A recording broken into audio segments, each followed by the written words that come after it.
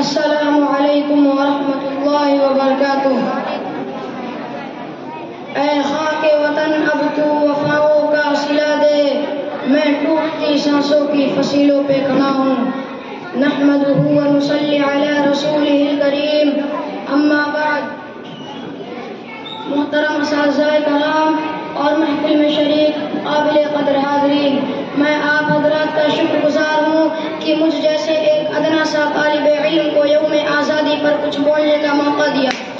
آج ہمیں بے حد خوشی ہو رہی ہے کہ ہم اپنے اکابر اور اسلاف کی قربانیوں کے نتیجے میں ملی آزادی کا جشن ترنگا لہرا کر منا رہے ہیں۔ بزرگان محترم اور عزیز ساتھیوں، ہندوستان کی سرزمین پر مختلف بادشاہوں نے سینکڑوں برس حکومت کی، لیکن بھارت میں رہنے والوں نے ان کے خلاف علم آزادی بلند نہیں کیا۔ یہ اس بات کی دلیل ہے کہ انگریز حکمرانوں سے پہلے کسی نے بھی ملک میں رہنے والوں کے حقوق کی پامالی نہیں کی، انہیں غلام نہیں بنایا، ان پر ظلم و تشدد نہیں کیا۔ حضرات گرامی قدر، ایک وقت ملک پر وابی آیا کہ تن کے گورے اور من کے کالے وہ انگریز ایسٹ انڈیا کمپنی قائم کرنے کے بہانے ہندوستان کی سرزمین پر قبضہ کر کے ہندوستانیوں کو غلام بنایا، ان پر ظلم و ستم اور ناانصافی کا بازار غرم کیا اور اس ملک کے باشندوں کا جینا حرام کر دیا۔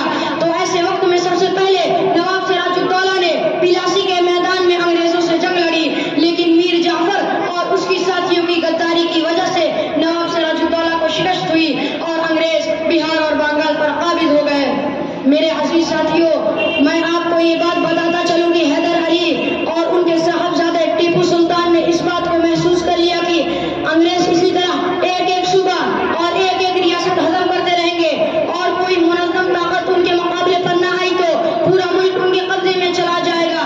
چنانچہ انہوں نے انگریزوں کے خلاف جنگ کے محاذ کھول دیے۔ ٹیپو سلطان کی 1792 میں انگریزوں سے پہلی جنگ ہوئی اور اس جنگ میں انگریزوں کو شکست ہوئی۔ 1792 میں انگریزوں کی ٹیپو سلطان سے دوسری جنگ ہوئی اور اس کے بعد تیسری جنگ ٹیپو سلطان کی 1799 میں ہوئی۔ یہاں پر بھی غداری ہوئی اور جنوبی ہند کے امراء انگریزوں کے ساتھ مل گئے اور اس طرح یہ جیتی ہوئی جنگ شکست میں تبدیل ہو گئی اور اسی جنگ میں ٹیپو سلطان رحمۃ اللہ علیہ شہید ہوئے۔ اب انگریزوں نے سمجھا آج سے یہ ہندوستان ہمارا ہو گیا، لیکن انہیں یہ نہیں معلوم تھا کہ یہ ملک ہندوستان ہے، یہاں کی زمین غلامی اور ظلم و ستم کبھی نہیں برداشت کر سکتی۔ اسی زمین سے ایک اللہ کا مجاہد بندہ اٹھتا ہے جس کو دنیا شاہ عبد العزیز رحمۃ اللہ علیہ کے نام سے جانتی ہے۔ اس مرد مجاہد نے 1803 میں انگریز حکومت کے خلاف نہایت جرأت مندانہ فتویٰ جاری کیا۔ ان کے فتوے کے اثر سے پورے ہندوستان کے چپے چپے میں جذبہ جہاد پیدا ہوا۔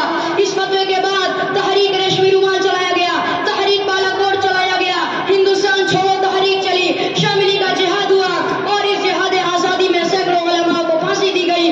ہزاروں مجاہدین آزادی نے پھانسی کے پھندے چومے۔